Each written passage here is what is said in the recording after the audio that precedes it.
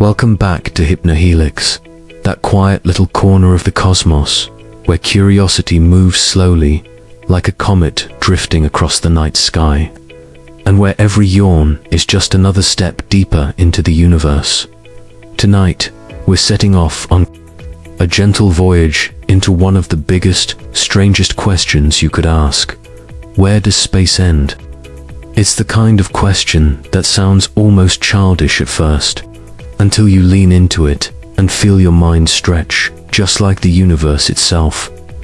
My hope, as always, is that this journey helps you drift softly toward sleep, or at least lifts the weight of your thoughts for a while, letting you see them from far, far away, billions of light years away. Though, I should warn you, there's a small chance this might be too interesting, and you'll want to stay awake for every detail. If that happens, well, you'll still have learned something beautiful. Before we float away together into the dark, endless velvet of the sky, you could give this video a like. Maybe even subscribe if you haven't already. It's a small thing, but it helps this sleepy little channel keep glowing in the vast online night. And tell me, where in the world are you right now? Are you curled in bed in Stockholm at 11:30 p.m. or leaning back on a couch in Melbourne at 3 in the afternoon, pretending to work? I love seeing this quiet community of dreamers and thinkers scattered across the globe. So settle in. Let your shoulders loosen, your breath slow. You don't need to remember any of this. You don't need to focus, or keep up, or take notes. Just let my words wash over you, like the faint background hum of the cosmos itself. And now, as we step into the infinite unknown, remember, this is for relaxation and learning only. Not medical advice, not a prescription, just a gentle offering from the universe to you. What is space? That silent black canvas we see when we tilt our heads to the stars. Most of us think of it as nothing, an endless void where planets drift, stars burn, and socks mysteriously vanish. But the truth is stranger. Space is anything but empty. Once upon a time, for centuries, people thought of it as a simple backdrop, like the wooden stage beneath the actors of a theater. Sir Isaac Newton imagined it as absolute and unchanging, a fixed three-dimensional arena where time ticked evenly for everyone. Then came Albert Einstein, wild hair, chalk dust on his sleeves, and shattered that neat image. Space, he said, is not a stage. It is a living fabric, one that bends, twists, and stretches in the presence of mass and energy. Space and time are threads in a single four-dimensional tapestry called Spacetime, and this fabric responds to everything that happens within it. Imagine a trampoline. Set a heavy bowling ball in the middle. The surface curves. Now roll a marble across. Instead of moving straight, it spirals inward along the curve. That's gravity in Einstein's world. The Earth doesn't pull us like a magnet. It warps space-time, and we simply follow the bend. But what about the empty parts? The dark, lonely gaps between stars? Surely that's nothing. Not quite. Even the loneliest stretch of space is full of life, just not in a way your eyes can see. At scales smaller than atoms, space hums with invisible quantum fields. They are space.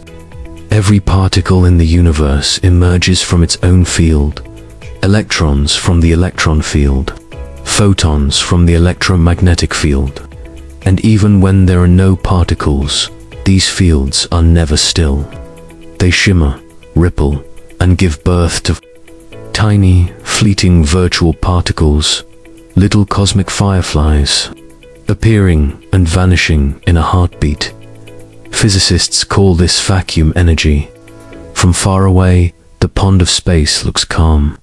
Up close, it's alive with motion, ripples, flashes, invisible tides. And these ghostly fluctuations even shape the universe's fate, feeding into the mysterious dark energy that's pushing everything apart faster and faster. So no, space is not just the place where you misplace your keys or send your thoughts when conversations turn awkward. It is alive, stretching, shifting, breathing, even in its quietest moments. And here's the strangest part. Space itself can grow. Not just the objects moving farther apart, the very fabric between them can stretch. And that changes everything about how we think the story of the universe will end. But before we get there, take a breath. Feel the comfort in knowing that even the emptiest thing in existence is never truly empty. Even silence hums. If you listen closely enough, that makes it all the more comforting, because it means the universe isn't just an empty, lifeless void. Even in its quietest, darkest moments, there's still a faint activity, a soft hum, like the gentle crackle of a fireplace, or the whisper of leaves on a calm night. Those fluctuations, that restless vacuum, remind us that space is not simply nothing. It's a physical entity with its own properties. It can bend and stretch, expand and ripple. It has energy. It has temperature. Even the vast emptiness between galaxies is just a few degrees above absolute zero, faintly warmed by the leftover glow of the Big Bang dot. So when we ask, what is space? We're not talking about a hollow emptiness. We're talking about a rich, structured fabric that connects every atom, every galaxy, every living being. Space isn't just where things happen. Space itself is one of the things that happens. It's part of the story, not merely the stage. The more we study it, the more it refuses to be empty. It twists, it hums, it fluctuates, it grows. Even in its stillness, it's never truly still. And as for those missing socks, well, space probably isn't the culprit. But if they did fall into a pocket of warped space-time, at least they'd be part of an elite scientific mystery. Now, picture this. You're standing on a silent hilltop beneath a crystal clear night sky, gazing at a universe stretching endlessly in every direction. It feels infinite, eternal. But there's a cosmic limit to what you can see, a kind of invisible bubble surrounding us. Not because the universe ends there, but because light from beyond that boundary hasn't had time to reach us yet. This is the observable universe, the part of the cosmos we can actually detect. It includes every photon of light, every gravitational wave, every bit of radiation that's managed to travel here since the dawn of time. Observable doesn't mean that everything outside this bubble doesn't exist, only that we haven't been lucky enough to witness it yet. Logically, you might think the farthest we could see would be about 13.8 billion light-years away, the age of the universe. But because space itself has been expanding, that edge is actually much farther. The observable universe has a current radius of about 46.5 billion light-years in every direction, making it roughly 93 billion light-years across. Yes, even though the universe is just 13.8 billion years old, the most distant galaxies we can see are more than 3 times that distance away, because space has been stretching the whole time. Think of it like this. Imagine raisins on a loaf of bread as it bakes. The bread rises, and the raisins drift apart. Now imagine a photon of light leaving one raisin for another right at the start. By the time it arrives, the bread has expanded, and the destination is farther away than when the journey began. That's what happens on a cosmic scale. This leads us to the cosmic horizon. It's not a wall. You won't bonk into the edge of the universe like in a cartoon. It's more like a gentle fading of information beyond it. Light hasn't had time to reach us. We stand in a vast fog, seeing only the nearby glow. The rest remains hidden, not because it's absent, but because the signal hasn't arrived. The horizon is always changing. Light from farther regions will reach us over time, expanding the bubble. But the accelerating expansion of space also means some galaxies are moving away so quickly that their light will never reach us, not even in trillions of years. They're not breaking the speed of light. The space between us is simply stretching too fast. In a way, the universe is slowly slipping beyond our grasp. Every star, every galaxy, every glimmer we see in the night sky lies within our observable universe. That's the good news. The bad news, there's almost certainly far more beyond it, maybe infinitely more, that we will never see, touch, or study. And here's the humbling part. Every observer, no matter where they are, has their own observable universe.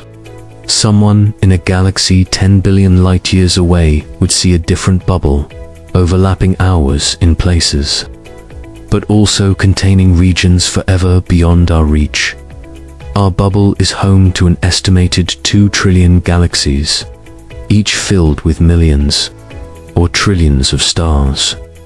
Some of the light reaching your eyes tonight began its journey billions of years before Earth even formed. That ancient glow is a cosmic time machine, a silent message from a time long gone. That ancient glow is a kind of time machine, a message in a bottle from an epoch long past. And yet, as rich as this observable universe is, it may represent only a tiny fraction of the total cosmos. Beyond the cosmic horizon, space might continue forever. It could be curved, flat, or even loop back on itself in some strange, multidimensional geometry, but we'll never truly know. Not with light. Not with any signal bound by time and the speed of causality. There's a certain peacefulness in that limit. Knowing we can't see everything reminds us that our place in the universe is fundamentally local. We don't have to understand or control the whole cosmos to find meaning in it. Sometimes, it's enough just to sit beneath the stars and know that you're part of something far greater than yourself.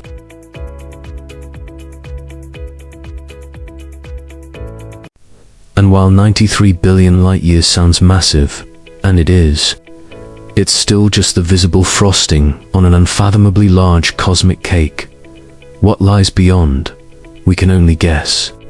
Maybe more galaxies, more structure, more dark matter and dark energy, or perhaps something stranger still. For now, we drift inside a glowing bubble of light, information, and time. A bubble shaped not by borders, but by the patient journey of photons and the limits of cosmic time. It's not a prison. It's a gift, a slowly expanding gift that lets us see deeper into the story of the universe with every passing day. When we look up at the night sky, we often imagine we're seeing the universe as it is right now, but that's not quite true. What we're really seeing is the universe as it was. Every star, every galaxy, every glowing dot is a time capsule. The farther away it is, the older the light we're seeing.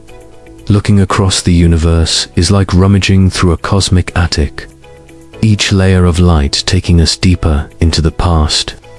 Take the humble light here, the distance light travels in. A year, about 6 trillion miles, or nearly 10 trillion kilometers. Look at a star 100 light-years away, and you're seeing it as it was when your great-grandparents were young. Stretch that idea across space and you find galaxies billions of light-years away, whose light began its journey long before our solar system even existed. This is what astronomers call look-back time. If a galaxy is 8 billion light-years away, you're seeing it as it was 8 billion years ago, more than half the age of the universe. In a sense, space is full of ghosts, echoes of what once was. Some galaxies we see might no longer exist at all, merged, transformed, or pushed beyond our reach by the expansion of space. What we observe is a kind of cosmic fossil record written in photons. And as light travels through our expanding universe, it stretches a phenomenon called redshift, like the pitch of a siren lowering as it moves away. Light's wavelength lengthens when its source recedes. Nearly all distant galaxies are moving away from us, so their light shifts toward the red. The greater the redshift, the farther away and the deeper into the past the galaxy lies. These stretched photons are messengers from the past, carrying clues about the universe's age, expansion, and evolution, and even about mysterious forces like dark energy. Telescopes are our time machines into this past.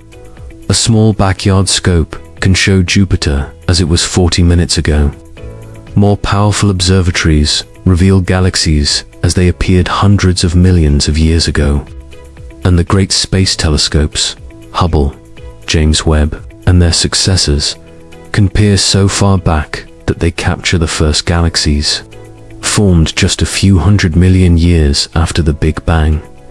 It's ironic to understand the universe's future. We spend our time gazing into its past. Light moves fast, but not infinitely fast, so the cosmos we see is always slightly out of date. It's like watching a film still being edited, scenes arriving one at a time, some from nearby, some from across the abyss. Yet this delay is a gift. Without it, we could never piece together the story of how everything came to be. Every photon, every faint glimmer from the deep sky is another page in that story, a slow arriving letter from the dawn of time. That ancient glow is a kind of time machine, a message in a bottle from an epoch long past. And yet, as rich as this observable universe is, it may represent only a tiny fraction of the total cosmos. Beyond the cosmic horizon, space might continue forever. It could be curved, flat, or even loop back on itself in some strange multidimensional geometry, but we'll never truly know. Not with light, not with any signal bound by time and the speed of causality. There's a certain peacefulness in that limit. Knowing we can't see everything reminds us that our place in the universe is fundamentally local. We don't have to understand or control the whole cosmos to find meaning in it. Sometimes, it's enough just to sit beneath the stars and know that you're part of something far greater than yourself. And while 93 billion light-years sounds massive, and it is, it's still just the visible frosting on an large cosmic cake. What lies beyond? We can only guess. Maybe more galaxies, more structure, more dark matter and dark energy. Or perhaps something stranger still. For now, we drift inside a glowing bubble of light, information, and time. A bubble shaped not by borders, but by the patient journey of photons and the limits of cosmic time. It's not a prison. It's a gift, a slowly expanding gift that lets us see deeper into the story of the universe with every passing day. Delay is a gift. Without it, we'd never be able to piece together the story of how everything came to be. The slower arrival of ancient light lets us see different stages of the universe's evolution all at once, like pages torn from a novel and scattered across the sky. The result is a kind of beautiful patchwork of time. In one direction, we might see a relatively nearby galaxy that formed recently. In another, we might glimpse a flickering light from billions of years ago when stars were still forming from clouds of primordial gas. All of these images are layered not just across space, but across time itself. You could say we're living inside a museum made entirely of light. But instead of walking from exhibit to exhibit, we let the photons come to us, crossing unimaginable distances to tell their stories, to fill our sky with ancient news. From the dawn of everything, there's something quietly poetic about the idea that every time you look up, you're gazing into a time machine, that the light brushing against your eyes may have started its journey before the first tree on Earth, before the first cell, before the first breath of atmosphere. All of these insights come from simply listening to the light. By studying its colors, its shifts, and its age, we unlock a silent language spoken across billions of years, a language that doesn't just describe the universe. It is the universe encoded in motion and memory. Next time you see a star twinkling above, remember that you're not looking at it as it is. You're looking at a version of it preserved in time, a glimmer of history still racing through the darkness. You're seeing what the universe looked like when it was younger, smaller, perhaps even gentler. And through the lens of science, and with the patient help of light, we continue to piece together our origin story, one distant glow at a time.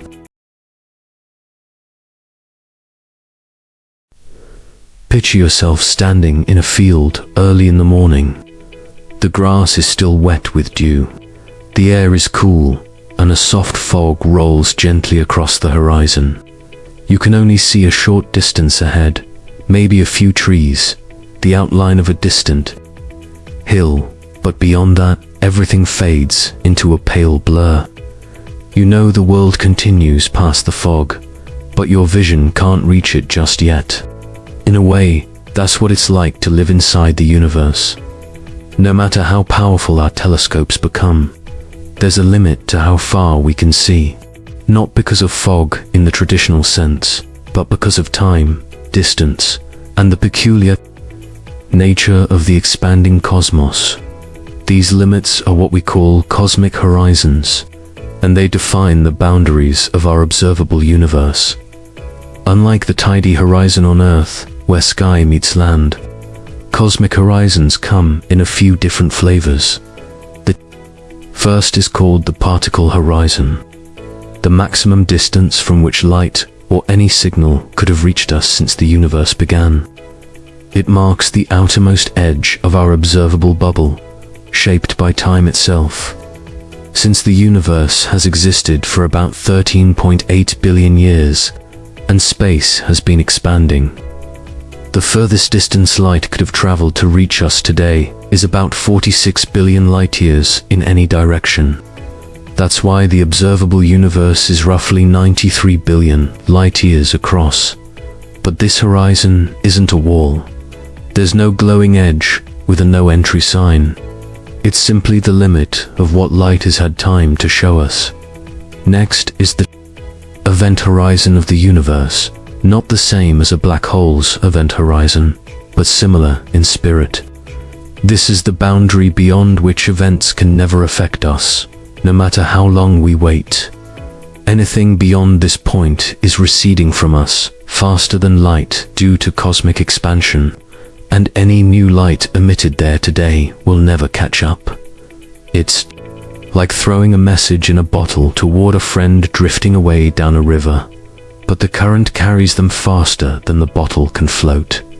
Right now, the cosmic event horizon is about 16 billion light-years away.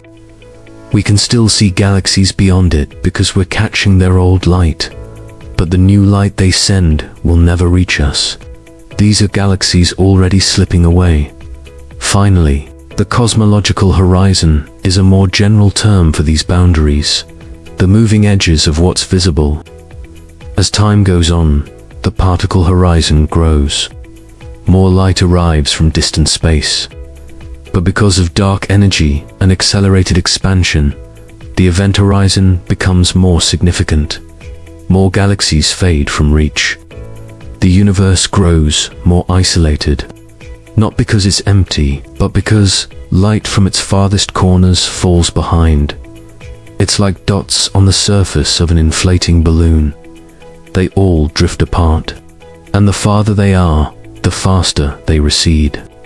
Some will always be too far for their light to reach us. There's something haunting but peaceful about these limits. They remind us that we're not omniscient. Our view is shaped by cosmic history and the strange geometry of space-time. We're looking through a vast, finite window. Beyond it lies the unknowable. And yet, even with these limits, we've mapped galaxies, measured the afterglow of the Big Bang, and traced the fingerprints of cosmic evolution. Horizons don't restrict our imagination, they frame it. Every discovery pushes the fog back a little more, even as some parts remain forever hidden. Still, here we are, spinning quietly in our corner of the cosmos, catching ancient photons, reading their messages, and dreaming about what lies just beyond the next bend in the cosmic road. Not too long ago, most people believed the universe was steady, galaxies fixed, stars shining in an eternal, unchanging sky. But in the early 20th century, from a mountaintop observatory, Edwin Hubble noticed something extraordinary. Studying distant galaxies, he found their light consistently redshifted, meaning they were moving away. And the farther away they were, the faster they receded. This wasn't random, it was a law. Space itself was expanding. That image of raisin bread is more than just charming. It's a remarkably accurate way to picture our universe. Imagine the dough as space itself, and the raisins as galaxies. As the dough rises and stretches in every direction, each raisin drifts farther from the rest. Not because it's moving under its own power, but because the dough between them is expanding. There's no central raisin, no preferred direction, just a uniformly growing loaf. This is how the cosmos behaves on the grandest scales. Galaxies aren't shooting through space like cannonballs. They're being carried apart as the very fabric of space stretches. No matter where you stand in the universe, it appears that everything else is moving away from you. From every galaxy's perspective, expansion happens in all directions. It's a bit like floating inside a rising pot of simmering soup. No matter which bubble you're in, all the other bubbles seem to drift away. And crucially, the universe isn't expanding into anything. There's no outer shell, no edge it's racing toward.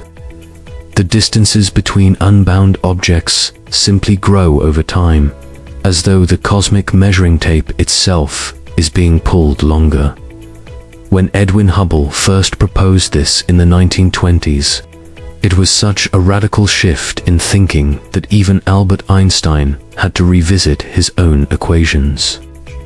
Einstein had actually introduced something called the cosmological constant to force the universe to remain static, believing it had to be steady. But his equations, left alone, predicted expansion, which he overruled until Hubble's observations proved otherwise. Upon hearing the news, Einstein called that adjustment his greatest blunder. Though, ironically, the idea has returned in our current models to help explain dark energy. One of the most elegant consequences of Hubble's discovery was that it let us rewind the cosmic clock. If galaxies are spreading out now, they must have been much closer in the past, compressed into an unimaginably hot, dense state. That insight led to the concept we now call the Big Bang. The name is a little misleading. It wasn't an explosion in space, but an expansion of space, a rapid swelling everywhere, all at once. No center, no blast wave, no single point to look toward. The Big Bang happened everywhere in the universe at the same time, including right where you're sitting now. Nearly 14 billion years later, that expansion is still underway. Galaxies continue drifting apart, and the light they emit stretches with them, shifting toward the red end of the spectrum.